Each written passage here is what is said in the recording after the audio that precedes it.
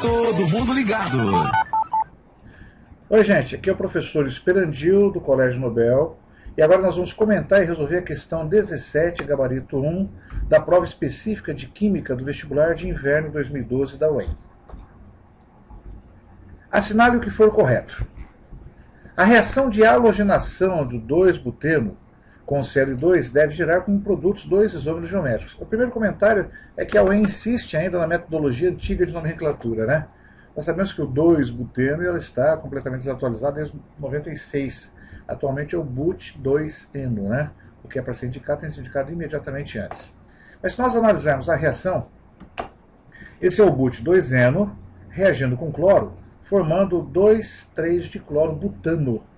Como o produto da reação ele não apresenta dupla ligação entre carbonos, nem ligantes diferentes de carbono de dupla, que é a primeira condição para ter isomeria geométrica, ou é um composto cíclico, né, com ligantes diferentes em pelo menos 2 carbonos, são as duas condições para ter isomeria geométrica. Lembrando, carbonos com dupla com ligantes diferentes ou compostos cíclicos que apresentem pelo menos 2 carbonos diferentes. Então, esse composto não se enquadra em nenhuma das duas condições, então ele não apresenta isomeria geométrica.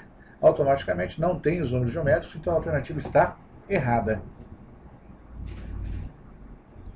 A desidratação intermolecular de uma mistura equimolar de etanol e 1-propanol, atualmente é propan-1-ol, deve gerar como produto 3 éteres diferentes que não apresentam nenhum tipo de isomeria entre si. Particularmente eu gostei muito dessa alternativa porque ela fala de um comportamento de solução. Aqui nós temos o etanol, aqui nós temos o propan-1-ol, e como eles são anfóteros, né, essa reação acontece em meio ácido sob aquecimento. As desidratações elas podem acontecer aleatoriamente. Pode desidratar uma molécula A com uma molécula B. Lembre que numa solução você tem bilhões elevado a bilhões disso, bilhões elevado a bilhões dessa outra molécula. Então pode desidratar A com B. Se isso acontecer, vai formar o etoxi N-propano ou éter etil N-propílico. Mas pode haver uma desidratação também naquele meio de uma molécula A com outra molécula A igual. Aí formaria quem? O etoxietano ou éter dietílico ou éter etílico simplesmente. E pode haver, é claro, a desidratação de uma molécula B com outra molécula B igual a ela, havendo a formação de quem? Do N-propoxi, 1 ou N-propano, tanto faz, ou éter de N-propílico. Certo? Então a alternativa com referência à primeira parte está perfeita, deve gerar produto 3 éteres diferentes. E a segunda parte também está correta, que não apresentam nenhum tipo de isomeria entre si. Lembrando que para serem isômeros, os compostos têm que apresentar a mesma fórmula molecular. O primeiro ele apresenta a fórmula C4H10O, o segundo apresenta a fórmula C5H12O, e o terceiro apresenta a fórmula C6H14O. Portanto, de fato, não são isômeros entre si. Foi uma alternativa interessante porque ela explorou o conceito de reações, as desidratações intermoleculares aleatórias e, ao mesmo tempo, o conceito de isomeria. E foi muito bonita essa questão, essa alternativa aí. 04. A reação de adição completa de HCl em ciclohexino deve gerar 2 isômeros geométricos de ciclohexano de clorado, segundo a regra de Markovnikov. Para compensar a alternativa anterior, que foi bonitinha, essa foi meio triste, né? O ciclohexino. Se você adicionar 1 mol de HCl apenas, ele forma o 1-clorociclohexeno. Se você adicionar mais 1 mol de HCl, ele vai formar 2 produtos, o 1,1,1 de cloro e o 1,2 de cloro. A regra de Markovnikov, simplificadamente, fala o seguinte, que o hidrogênio tende a entrar no carbono mais hidrogenado, né? Ou tende a entrar no carbono que tem melhor efeito, que cria um carbocátio mais estável. Na prática, o que acontece é que o cloro, devido aos seus elétrons, tende a repelir esse par eletrônico para frente, permitindo a entrada com mais facilidade do H mais aqui. Então, vai dar um pouco mais esse produto e um pouco menos esse produto aqui. Certo? Mas a diferença não é tão significativa. Este produto, que é o 1,1-diclorociclohexano, ele não apresenta isômeros geométricos. Lembra que para ter isomeria geométrica em compostos cíclicos, tem que ter pelo menos 2 carbonos com seus ligantes diferentes. Aqui são todos iguais.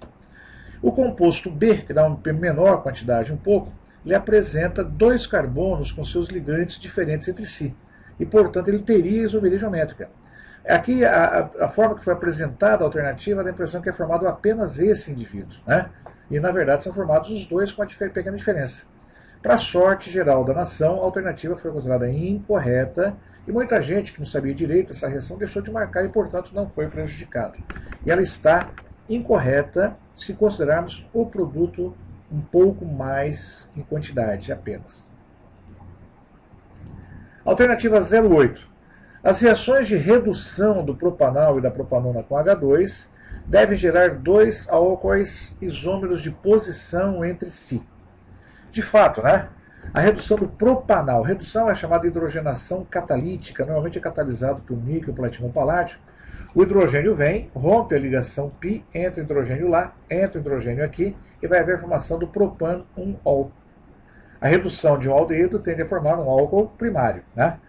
Enquanto que a propanona, a hidrogenação catalítica, o hidrogênio vem, rompe a ligação π, entra o hidrogênio no oxigênio, outro hidrogênio no carbono, e vai formar o propan-2-ol. A redução de cetonas tende a formar o quê? Álcoois secundários. Então está perfeito. Esses dois álcoois, reparem, eles apresentam a mesma fórmula molecular, C3H8O, pertencem à mesma função álcool, possuem a mesma cadeia, mudando apenas a posição da hidroxila. Portanto, de fato, eles são isômeros de posição entre si. Alternativa 16. A reação de hidrogenação do 2-metil-but-1-eno deve gerar um composto que apresenta isomeria ótica.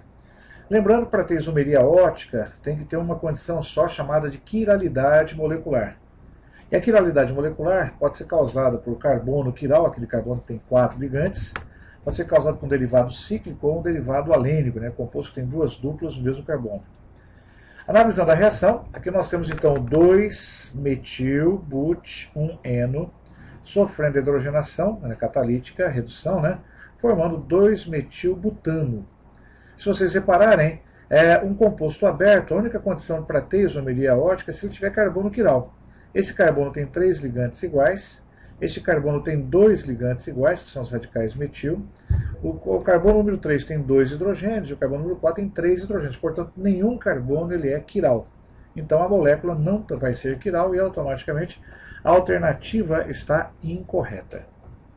Bom, gente, a gente volta depois com a resolução de outra questão do vestibular da UEM.